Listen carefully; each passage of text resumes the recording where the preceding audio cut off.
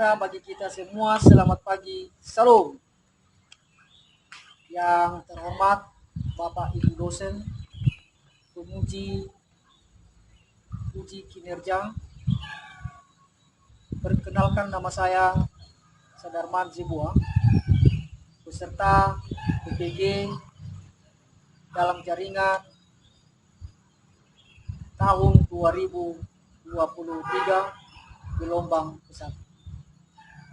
Pada hari ini 28 Agustus tahun 2023 saya akan melaksanakan video pembelajaran UKIM dengan judul Keluhuran Manusia sebagai Citra Allah dengan metode PJB. Semoga dalam pelaksanaan praktik mengajar ini dapat bermanfaat bagi kita semua. Sekian, terima kasih. Salam. Selamat pagi anak-anak. Pagi. Apa kabarnya ini? Luar biasa, fantastis. Yes. Baik. Nampaknya anak-anak kami ada yang nampak kuliah. Anak-anak sekalian, sebelum kita mulai pelajaran hari ini, mari kita dulu menyerahkan diri dalam teman kita. Siapa kira-kira ya yang bisa mewakili kita mewakili kita? Oke, silakan.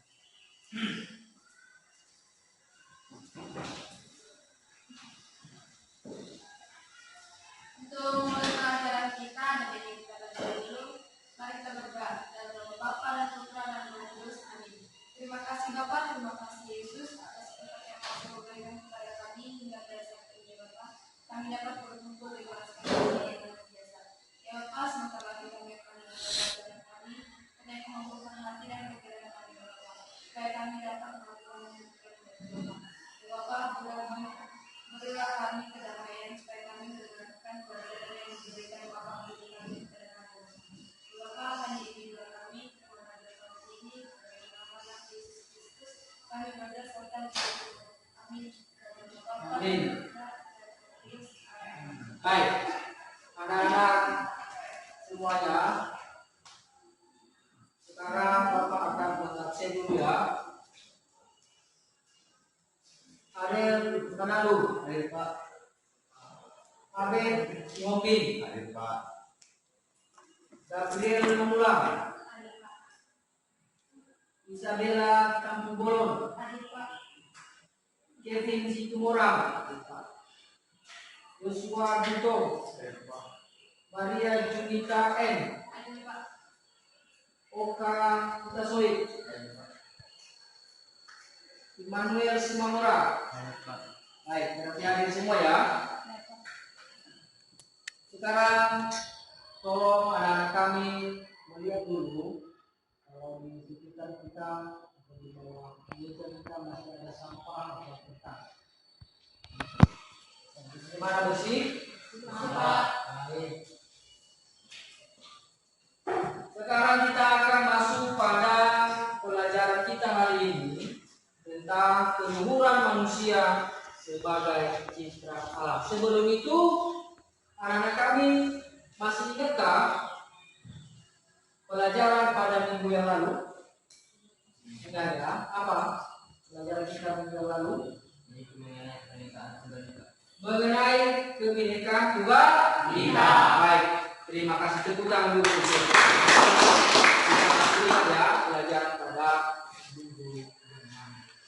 Hari ini kita masuk pada topik pembahasan baru kita adalah tentang keluhuran manusia sebagai citra Allah. Apa anak-anak? Keluhuran manusia sebagai citra Allah. Nah, apa arti daripada keluhuran? Kebesaran dan kemuliaan Tuhan itu adalah keluhuran manusia. Kalau begitu, apa yang dimaksud dengan citra Allah? Citra Allah itu adalah gambar Allah. Jadi manusia itu gambar Allah, yang secitra dengan Allah. Kalau begitu, di mana letak keluhuran manusia? Di mana letak kemuliaan manusia itu? Yaitu ketika manusia itu saling tolong-menolong, ketika manusia itu saling menghargai, bahkan saling kerja sama. Masih ingatkan anak-anak kami tentang cerita orang Samaria yang bertani kaki itu? Masih ingat kan? Nah, bagaimana ceritanya? Ini orang Samaria yang sudah mendapat kecelakaan. Mendapat seorang kecelakaan di mana orang ini sudah dijamu. Tapi orang Samaria yang berbaik hati ini, dia menolong lebih dari saudaranya sendiri. Bahkan dia membawa ke rumah sakit. Dia merawat orang itu. Nah, ini adalah salah satu contoh daripada suasana atau situasi keluhuran, ya kan? Itu keluhuran manusia yang mampu menyelamatkan. Nah, anak-anak sekalian, ini adalah tujuan pembelajaran kita, di mana peserta didik mampu memahami konsekuensi diri sebagai citra alam dalam berrelasi dengan sesama manusia. Jadi anak-anak kami itu harus mampu mengerti, harus mampu memahami apa konsekuensi yang segambar itu, yang serupa itu, serupa dengan Allah itu. Kita mampu berhubungan sosial dengan sesama kita yang lain. Siapa sesama kita itu? Adalah orang-orang yang berada di sekitar kita, baik orang miskin, kaya, tanpa membeda-bedakan. Lalu tujuan berikutnya adalah bersyukur kepada Allah yang menciptakan dirinya sebagai citranya, dan pada akhirnya menghargai sesama manusia yang diciptakan sebagai citra Allah yang bersaudara satu sama. Jadi manusia atau kita semua atau peserta didik kami mampu bersyukur kepada Tuhan, mampu berterima kasih kepada Tuhan. Mengapa? Karena kamu semua, kita semua sudah diciptakan yang segambar dengan Allah. Jadi kita semua adalah gambar Allah. Kita semua adalah yang secitra dengan Allah. Kalau yang secitra dengan Allah itu kan mulia kan? Dan tidak ada yang jelek ciptaan Allah itu. Semua kita adalah indah. Kita semua adalah indah. Mengapa indah? Karena itu adalah ciptaan Allah, betul sekali. Karena ciptaan. Nah, karena kita sudah merasakan itu bahwa kita adalah sebagai ciptaan Allah, maka pada kesempatan ini anak-anak kami mampu menghargai juga orang lain. Harus mampu juga menghargai orang lain. Artinya di sini kita dilarang untuk melakukan tindakan pelanggaran hak asasi manusia. Ada beberapa contoh pelanggaran hak asasi manusia yang ada di sekitar kita ini, ataupun yang sudah kita lihat di media sosial. Apa contohnya? Pelanggaran hak asasi manusia itu misalnya pemukulan atau penganiayaan. Apa kasus itu? Nah, apakah itu menggambarkan keluhuran? Tidak kan? Tapi kalau contohnya tadi orang Samaria yang berbaik hati itu menolong orang yang sedang dijamu, yang sedang dirampok di tengah jalan, dia menolong, menyelamatkan, bahkan mengobatinya yang lebih daripada saudaranya sendiri. Itu sudah menggambarkan apa? Keluhuran atau tidak? Keluhuran. Kalau anak-anak kami sedang mendapat kecelakaan di jalan, maka orang lain membantu Anda, itu sudah nilai keluhuran? Atau sebaliknya, anak-anak kami menolong orang-orang yang sedang kecil, itu semua adalah nilai keluhuran. Kita lihat bagaimana contoh kasus pelanggaran terhadap martabat manusia. Perhatikan ya, ini adalah contoh kasus pelanggaran terhadap martabat manusia. Dalam pelajaran sebelumnya barangkali anak-anak kami sudah mendalami materi bahwa manusia itu bukan sesuatu, tetapi melainkan seorang pribadi yang unik dan bernilai. Mengapa kita bernilai? Karena kita adalah makhluk yang mulia, makhluk yang sangat tinggi derajatnya dibanding dengan ciptaan Tuhan yang lain. Nah, nilai seseorang itu tidak ditentukan oleh materi. Nilai seseorang itu tidak ditentukan oleh status sosial, bahkan jenis kelaminnya, tidak ditentukan oleh kedudukannya, bahkan kebudayaannya. Tapi yang menentukan nilai seseorang itu adalah karena manusia ini adalah manusia makhluk yang paling mulia. Nah, kalau begitu dalam kehidupan kita sehari-hari tentu banyak kita sudah melihat pelanggaran-pelanggaran itu. Di sini kita lihat nanti menelah bagaimana cara kita mengatasi itu. Mengapa bisa terjadi pelanggaran itu?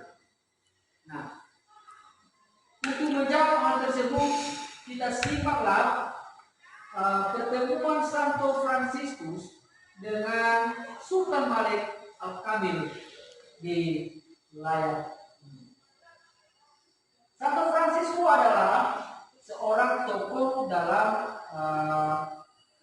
golongan orang Kristiani.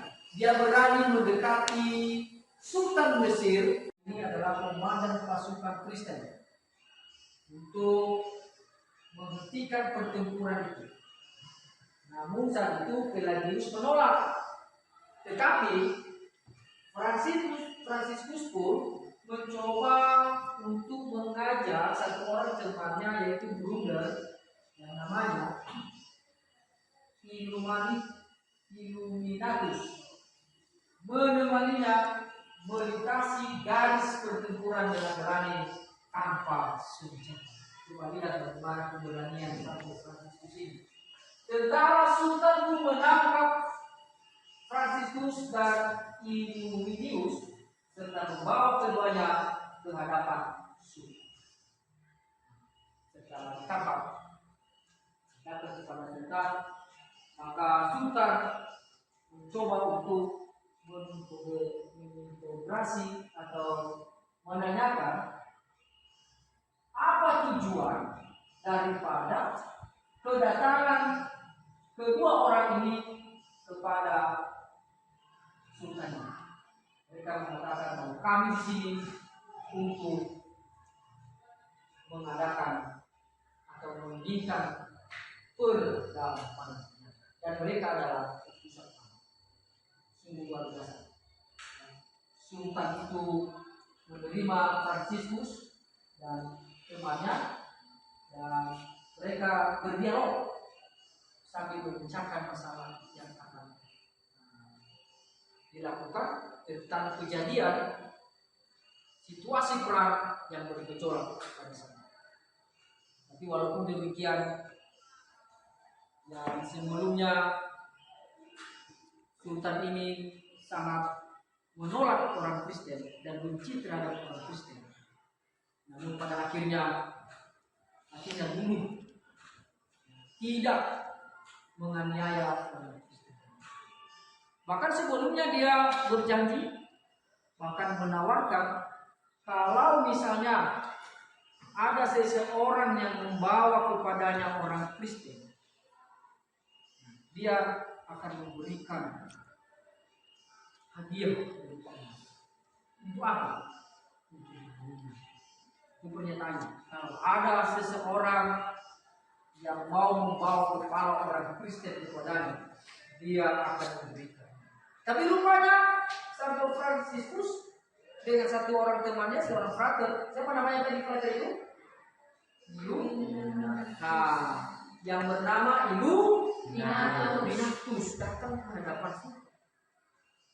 Tapi mereka tidak bunuh ya, malah mereka menghargai, menerima.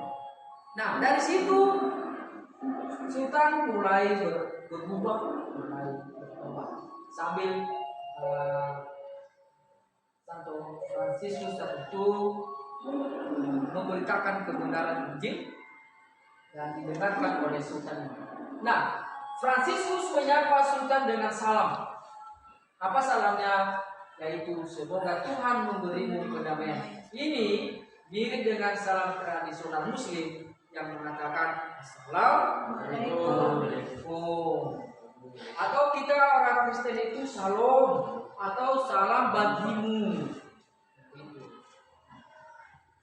Jadi salam yang Sultan mengejutkan Sultan langsung terpesona oleh kekudusan Fransiskus ini.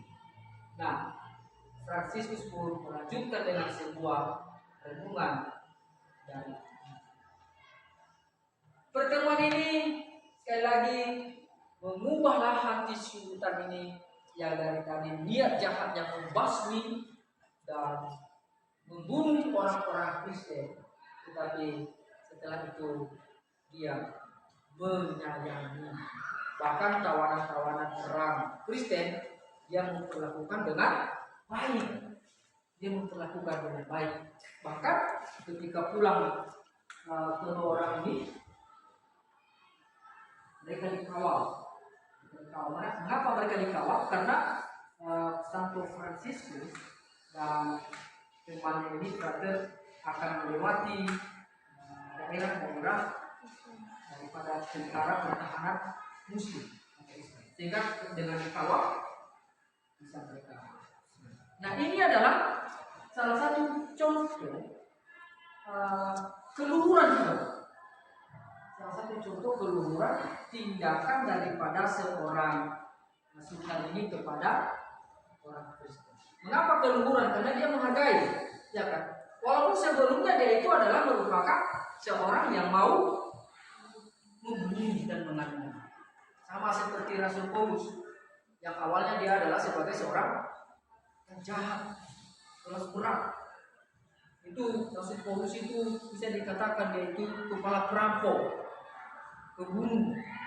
Dia tidak mau melihat orang Kristen, dia tidak mau melihat gereja berdiri dibakar, bahkan orang Kristen dibunuh. Tetapi karena dia sudah bertemu dengan Tuhan kita Yesus Kristus, dari sana dia mulai bertobat.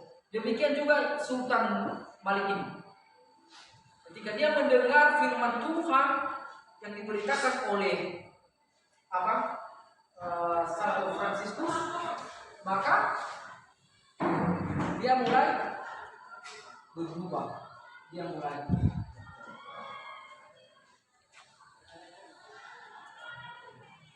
Nah, sekarang anak-anak kami masuk di dalam kelompoknya dan membahas di dalam kelompoknya buku siswa halaman 26 sampai 27. Ada di buku anak-anak kami juga.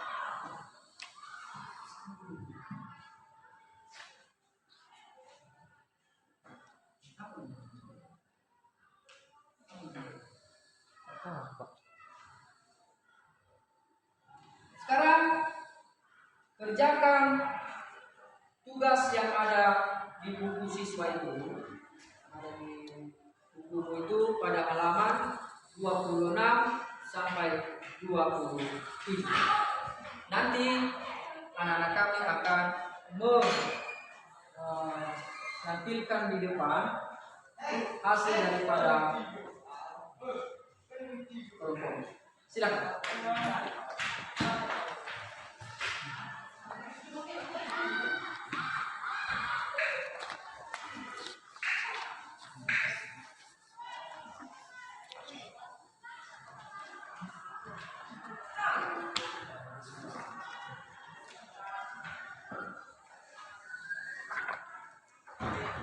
Waduh, mati aku sudah ukir ini. Kenapa? sama saya. Tunggu dulu saya mungkin sebentar dulu ya. Tolong dihargai saya dulu. Sebentar ya.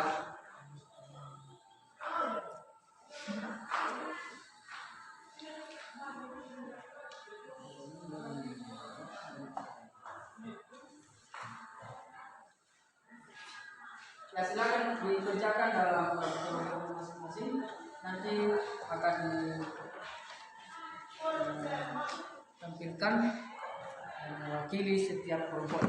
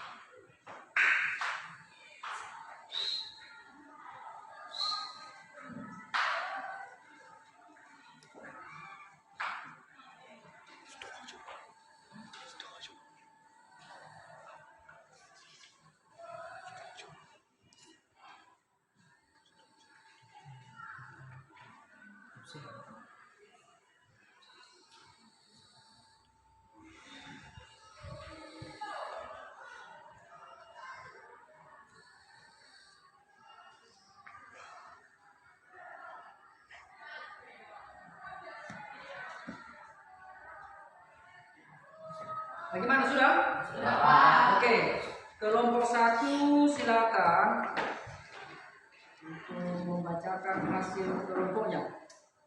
Ada kelompok 1? Oke, silakan.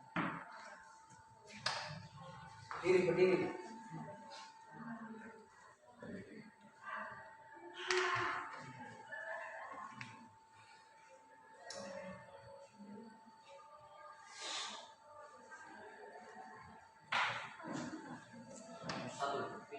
Satu kalimat dalam diskusi yang menarik bagimu dan berita rasa. Jawab. Fransiskus membagikan rasa hormatnya yang baru dan kendaraan terhadap saudara saudara Muslim, menghancurkan lingkaran Muslim dan kesalahpahaman yang memicu perasaan. Alasannya dengan tindakan satu Fransiskus ini hilanglah yang namanya pertikaian, perbedaan maupun diskriminasi hingga kesetaraan dan Ya, ini adalah pertanyaan dalam halaman 26 sampai 21. Halaman 26 sampai 27. Di sana ditanyakan, pilihlah salah satu kalimat dalam kisah tersebut yang paling menarik bagimu dan berikan alasannya. Jadi kalimat yang sangat menarik tadi katanya dari hasil kelompok 1 adalah Fransiskus memberikan rasa hormatnya. Ya, ini Fransiskus membagikan rasa hormatnya yang baru dan mendalam terhadap saudara-saudari Muslimnya, ya kan? Menghancurkan lingkaran permusuhan dan kesalahpahaman yang memicu perang saudara. Tepuk tangan dulu untuk kelompok 1. Bagus ya. Itu adalah kalimat yang sangat menarik menurut mereka. Mengapa sangat menarik? Karena apa tadi? Tindakan Fransiskus ini yang namanya pertikaian. Iya, karena tindakan Santo Fransiskus ini dapat menghilangkan pertikaian, dapat menghilangkan perbedaan, dapat meleraikan peperangan maupun diskriminasi maupun perbedaan di antara mereka. Itu adalah satu alasan. Bagus ya. Tepuk tangan sekali lagi buat mereka. Oke. Sekarang pertanyaan kedua. Nilai apa yang dapat diambil dari perjumpaan Santo Fransiskus dengan Sultan Malik di atas? Jelaskan. Ya. yaitu nilai keluhuran atau kemanusiaan serta toleransinya sehingga tercipta kedamaian sejati dan hilangnya peperangan atau permusuhan. Betul sekali. Tepuk tangan. Nilainya adalah ada nilai keluhuran. Nilainya adalah ada nilai kemuliaan. Nilainya adalah ada nilai menghargai sesama manusia. Itu adalah nilai keluhuran, nilai yang sangat tinggi dalam situasi ini. Kelompok 2. Coba mungkin kelompok 2 bisa juga memberikan pendapat. Silakan kelompok 2.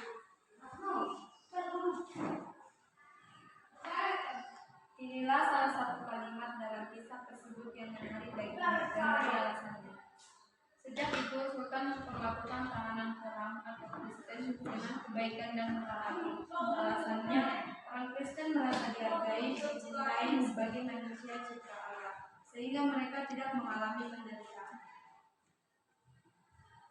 Sejak itu, Sultan memperlakukan tahanan perang Kristen dengan kebajikan. Itu adalah menurut kelompok 2. Tepuk tangan untuk sejak pertemuan Sultan Malik ini terhadap Santo Fransiskus, dia sudah mulai berubah, ya kan? Dia sudah mulai berubah, dia sudah mulai bertobat.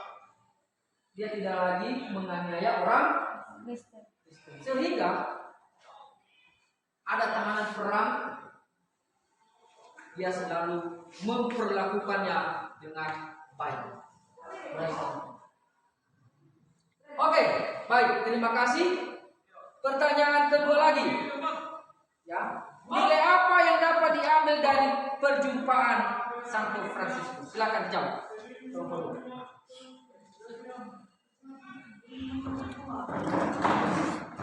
Sultan mengalami perubahan hidupnya dengan umat seorang biarawan Kristen.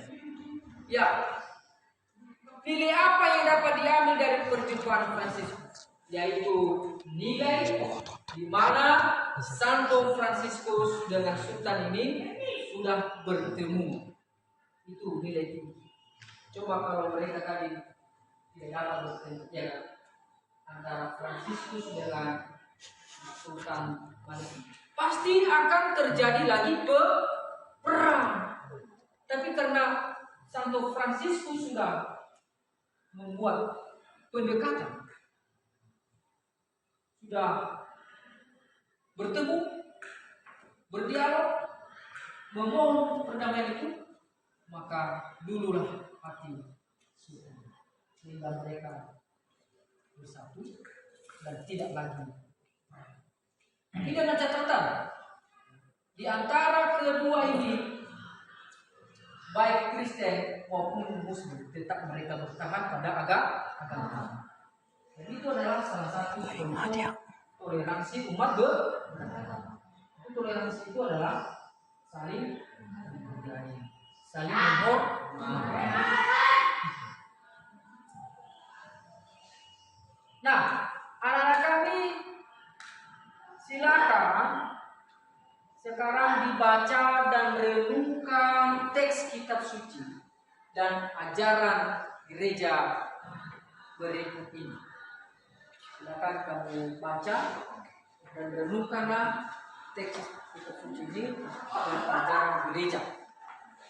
Silakan dibaca, nanti akan ada pertanyaan.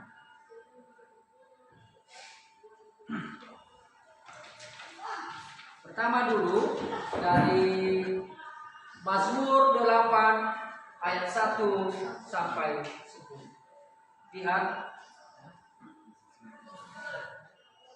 bacalah baik-baik dan renungkanlah teks ini. Mulai dari ayat 1 sampai dengan 10. Diberikan kesempatan.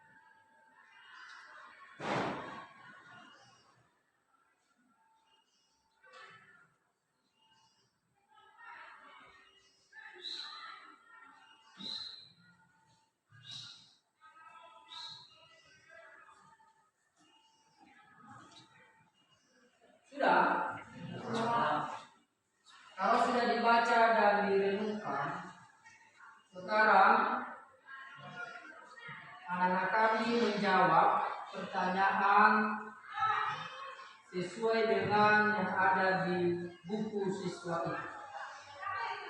Ada 2 pertanyaan. Tentu dua kelompok juga mencoba untuk menjawabnya. Pertanyaan kami di slide.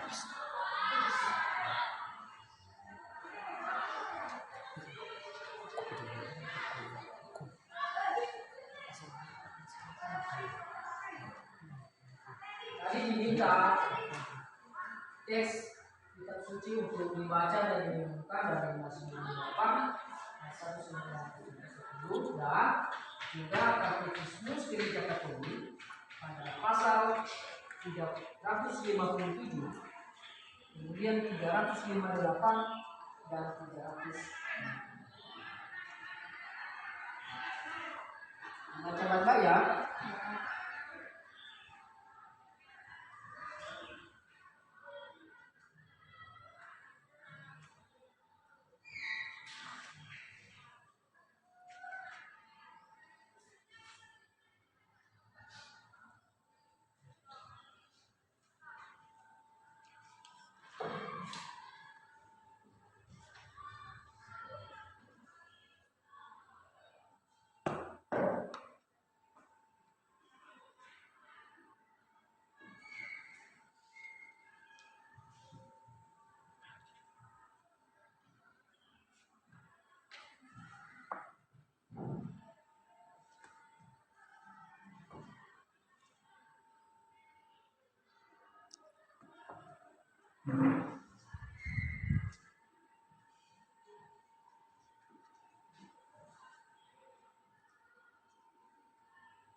Silakan dikerjakan. Silakan dikerjakan.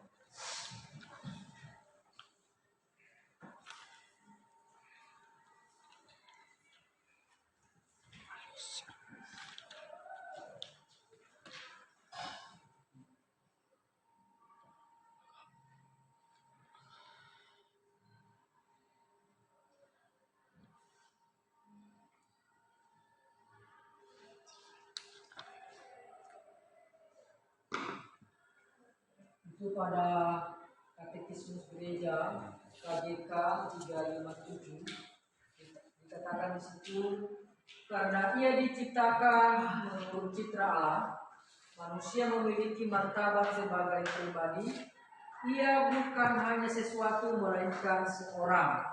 Ia mampu mengenal diri sendiri, menjadi tuan atas dirinya, mengabdikan diri dalam kebebasan dan hidup dalam kebersamaan dengan orang lain.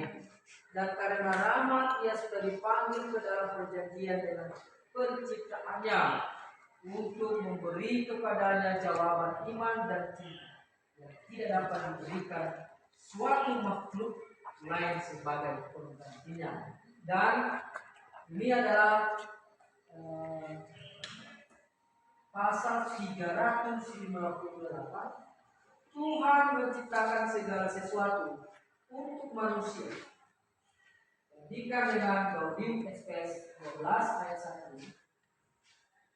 12 ayat 1, 24 ayat 2, 29 ayat 1. Tetapi manusia itu sendiri diciptakan untuk melayani Allah, untuk mencintainya, dan untuk mempersembahkan seluruh ciptaannya kepadanya. Makhluk manakah yang diciptakan dengan martabat pendidikan itu? Itulah manusia sosok agung. Di pasal 360 dikatakan umat manusia merupakan suatu kesatuan dengan asal yang sama. Dan Allah menjadikan dari satu orang saja semua bangsa umat manusia. Kisah Rasul 17 ayat 27. Dan menikah dengan Tobit 8 ayat. Pandangan yang mengajukan yang memperlihatkan kepada kita manusia dan kesatuan asal yang sama dalam Allah dalam kesatuan bagi semua yang disusun sama daripada jasmani dan jiwa. Jadi ini adalah yang merupakan gambaran bagi kita bahwa kita kita ini manusia memiliki martabat, memiliki harkat diri, memiliki hak asasi manusia. Ini bukan hanya di kitab suci ditemukan itu, tetapi di dalam KGK, dalam Katekismus Gereja Katolik juga sudah ditemukan tentang kodrat manusia. Baik, bagaimana? Sudah dijawab? Nah, kelompok 1 coba untuk berdiri menjawab pertanyaan yang ada dalam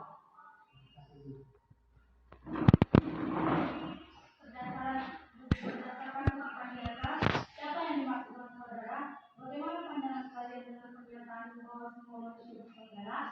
Saudara adalah orang-orang yang berada di sekitar kita tanpa melihat perbedaan suku, agama, budaya, dan kaya, miskin, atau kaum yang lemah. Jadi pandangan kami sebagai kelompok pertama yaitu bahwa semua manusia itu bersaudara. Yesus sangat menerima mereka sebagai ciptaan yang paling mulia.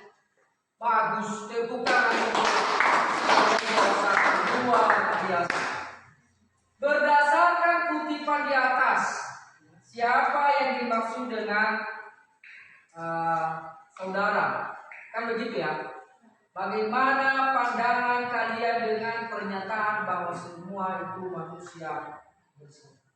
Jadi di kelompok 1 tadi menjawab, siapakah saudara itu? Saudara itu adalah orang-orang, manusia-manusia yang berada di sekitar kita. Kemudian, apa lagi? Tanpa melihat perbedaan suku, bahasa, Orang-orang yang tanpa melihat keberadaan orang itu, baik suku, baik agamanya, baik marganya, maupun budayanya. Jadi saudara kita semua adalah saudara, dari Sabang sampai Merauke, bahkan di seluruh dunia. Kenapa? Karena hanya satulah yang menciptakan kita, yaitu Allah semesta. Allah yang maha kuasa, Allah yang maha esa. Jadi itu. Nah, itulah yang merupakan arti dari saudara menurut kelompok pertama. Sedangkan tadi bagaimana pandangannya terhadap saudara ini? Tadi mereka menjawab apa? bahwa manusia itu bersaudara. Nah, bahwa manusia itu bersaudara dan saling kita menerima. Jadi setujukah kamu kalau kita dinyatakan bersaudara? Setuju, Pak. Saudara di dalam Tuhan. Baik, tepuk tangan sekali lagi.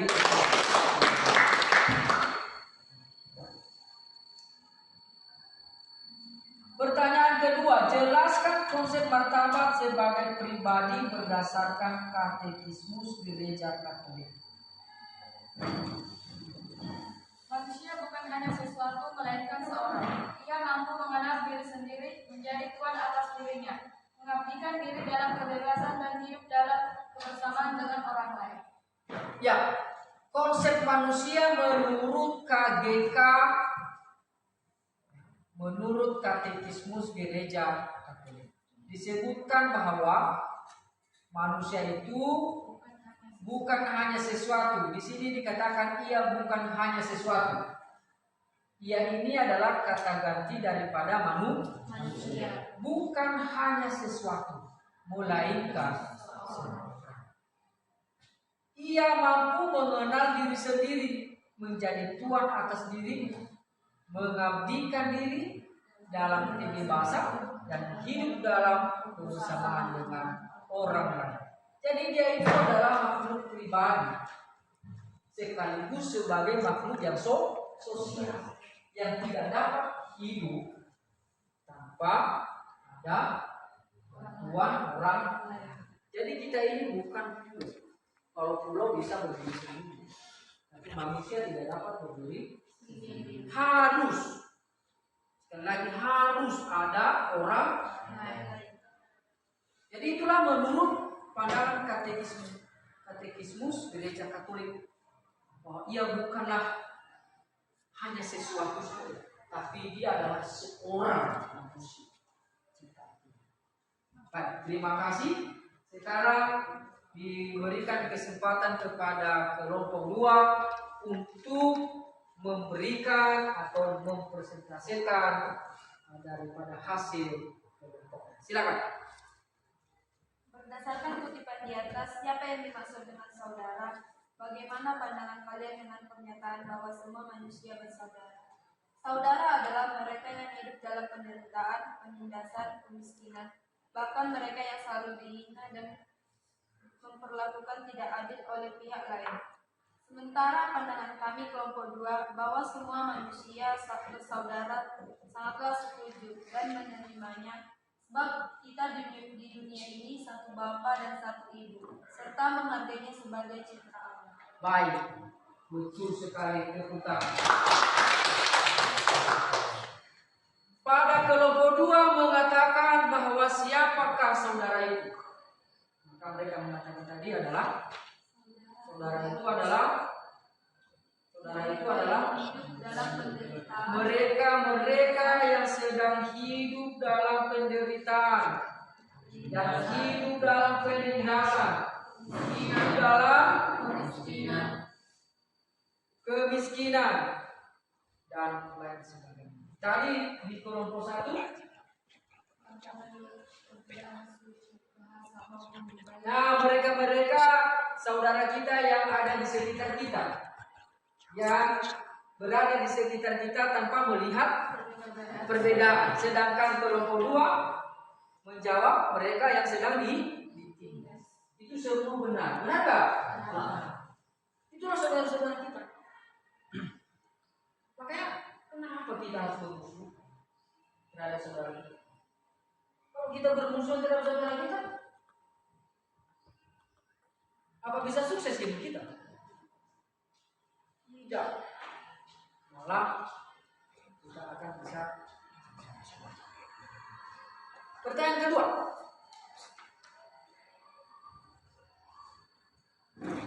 Jelaskan konsep martabat sebagai pribadi berdasarkan katekismus gereja Katolik, bahwa manusia adalah makhluk ciptaan Tuhan yang paling mulia atau lebih tinggi derajatnya daripada ciptaan lainnya. Betul sekali. Tepuk tangan buat kelompok 2. Menurut katekismus gereja Katolik, menurut KGK atau katekismus gereja Katolik, dalam pertanyaan yang tadi bahwa manusia itu adalah manusia yang paling tinggi derajatnya dibanding dengan ciptaan Tuhan yang lain. Coba dulu, siapa yang tahu mengapa manusia itu lebih tinggi derajatnya dibanding dengan manusia? Nah, kalau kita bandingkan, manusia itu memiliki akhlak, pikiran, ya kan? Apalagi yang akhlak, budi, pikiran. Manusia bisa berpikir. Kalau hewan bisa berpikir.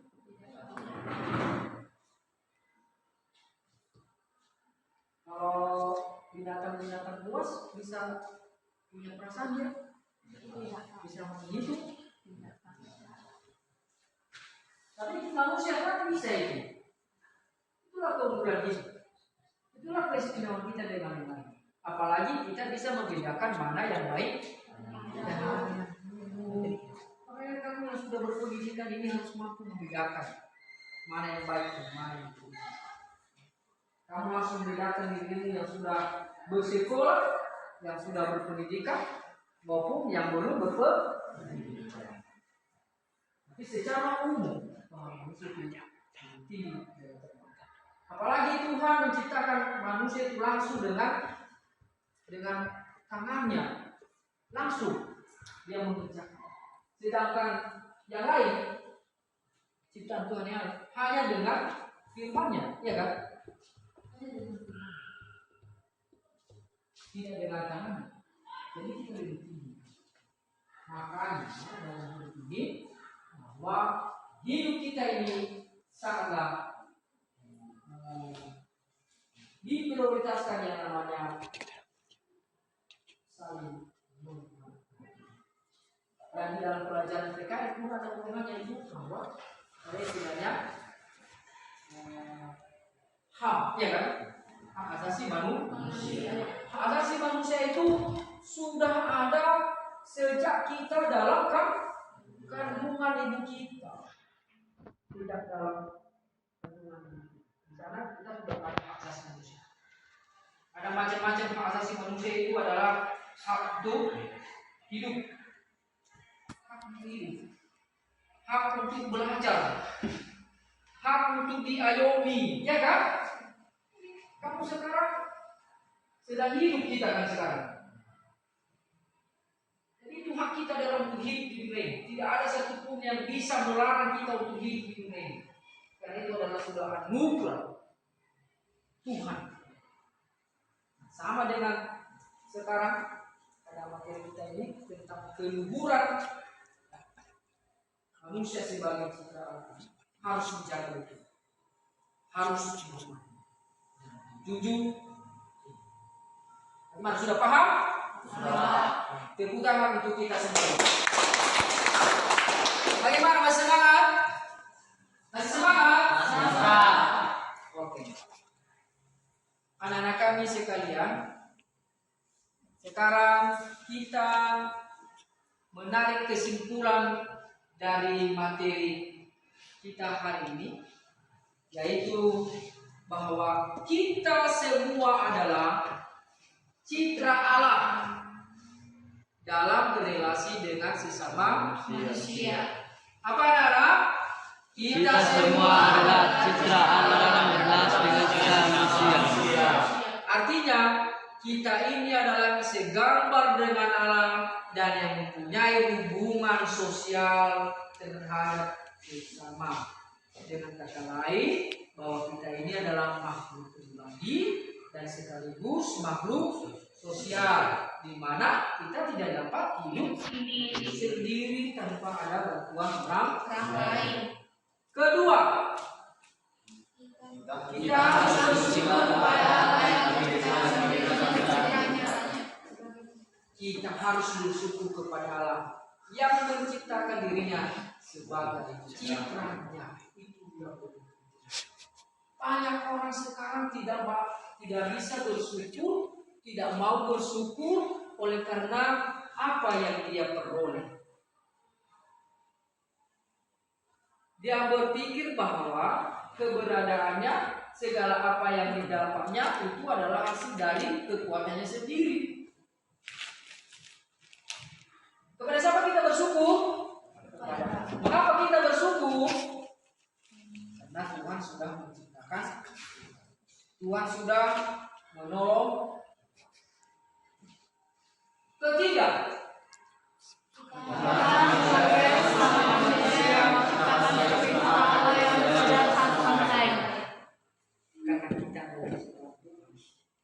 kita sama di hadapan Tuhan, kita juga wajib apa?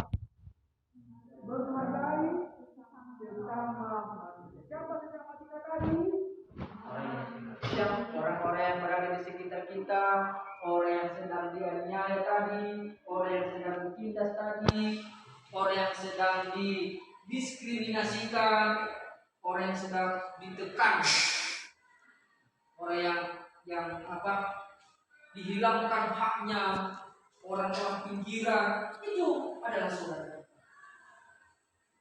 Kamu semua kita semua.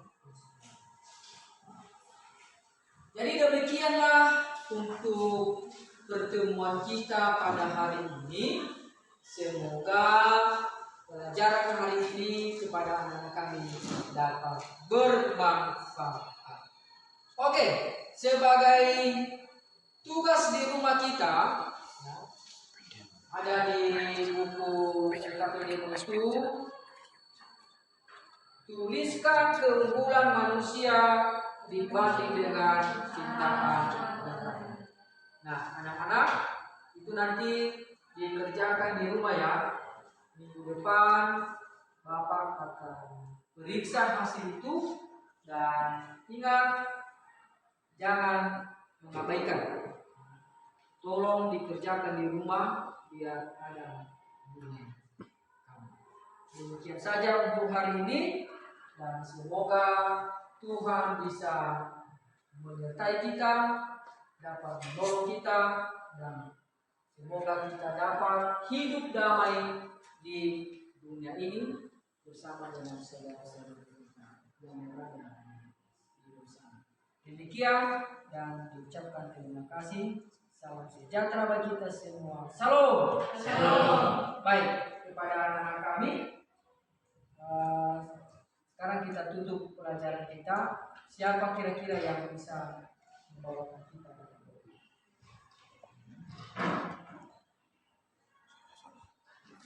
Silakan. Teman-teman, marilah kita satukan hati dan pikiran kita ke dalam tangan Tuhan, sekaligus kita menutupi pembelajaran kita. Marilah kita berdoa. Allah Bapa yang bertata dalam surga, kami panjatkan syukur kepada-Mu Tuhan. Pada pagi hari ini Kau telah memberikan nafas dan kesehatan bagi kami Tuhan. Begitu juga Tuhan, guru kami telah mengajar kami, kiranya kalau kemudian hari dia mengajar kami, kiranya Kau berikan mereka ketabahan agar dapat mengajar kami dengan baik Tuhan. Begitu juga Tuhan, banyak dosa yang kami perbuat, kiranya Kau hapuskan hal itu, baik secara tidak sengaja maupun sengaja. Ya Tuhan, dalam nama Yesus Kristus, amin. Demikian, dan ucapkan terima kasih. Selamat pagi semuanya. Amin.